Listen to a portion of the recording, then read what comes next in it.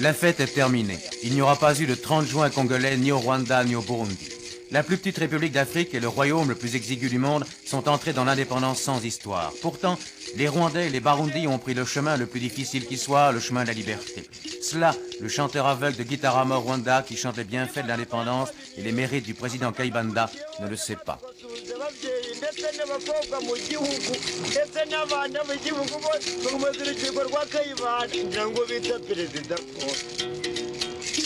Les chiffres sont impitoyables. Dans 20 ans, la population du Rwanda et du Burundi aura doublé, 10 millions d'habitants qu'il sera impossible de nourrir sur un territoire grand comme une fois et demie la Belgique. Pays essentiellement agricole, le Rwanda et le Burundi dépendent d'une seule culture, le café, d'un seul client, les États-Unis. Mais déjà, la production du café est tombée cette année de 35 000 à 20 000 tonnes. Le déficit budgétaire est permanent. Sans le demi-milliard de francs versés chaque année par la Belgique, c'est la faillite. À cela s'ajoute au Rwanda un problème intérieur non négligeable, le fameux terrorisme Tutsi, les Inyenzi, les cancrelats comme ils se nomment, qui cherchent par la violence à reconquérir le pouvoir, à briser la révolution paysanne Hutu et à assassiner son leader, le président de la République, Grégoire Kayibanda. Que faut-il penser, selon vous, des Inyenzi, des terroristes Tutsis? Est-ce que cela représente une force suffisante ou bien est-ce qu'une réaction désespérée de certains exilés Tutsis? C'est plutôt une réaction de quelques aventuriers qui se servent d'une certaine jeunesse plutôt de bandits. C'est donc plutôt un problème de réduire le banditisme. Et d'ailleurs, depuis que vous-même vous avez circulé dans le pays, je ne sais pas si vous avez pu rencontrer ces terroristes Inyenzi. Le fait que vous vous trouvez dans une région comme celle-ci vous montre que le problème n'est pas spécialement important. Mais le lendemain même de cette interview, les terroristes Tutsis venus du Congo, de Goma, pénétraient en masse dans le nord du Rwanda, à Rwengeri, où les villageois armés allaient les décimer un à un après une chasse à l'homme impitoyable et cruelle.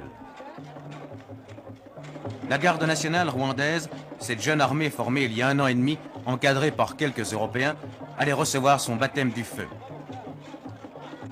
C'était la plus sérieuse attaque Inyenzi depuis cette révolution Hutu qui avait chassé de leur pays 100 000 Tutsis, réfugiés au Congo, en Ouganda, au Tanganyika et même au Burundi. Ils étaient près d'une centaine, jeunes, décidés à marcher sur Kigali, la capitale, et à assassiner le président Kayibanda. L'attaque allait échouer. Voici les premiers prisonniers Inyenzi. Vous entendrez leur témoignage.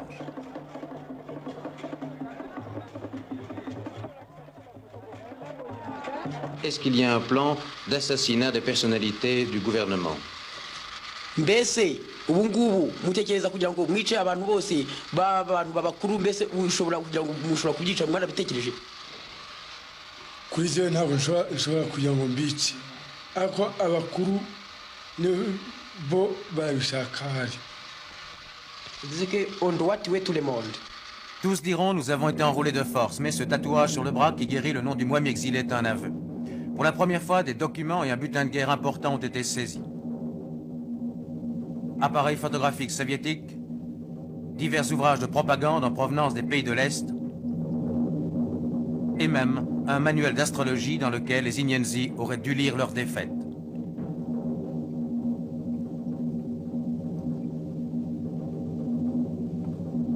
De l'argent aussi, des livres égyptiennes, le Caire manifeste souvent, semble-t-il, sa présence en Afrique noire. Aide financière soviétique, 2 kopecks.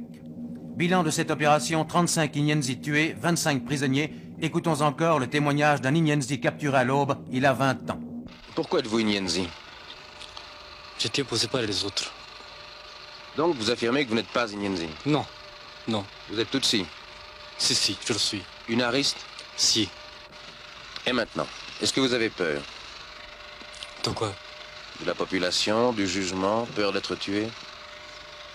Si c'est la mort, je dois mourir. Si ce n'est pas la mort, enfin...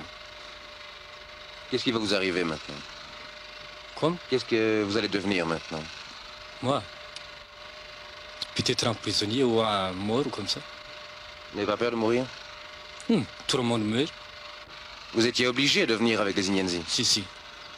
On vous a menacé? Si. Qu'est-ce qu'on vous a dit? De venir.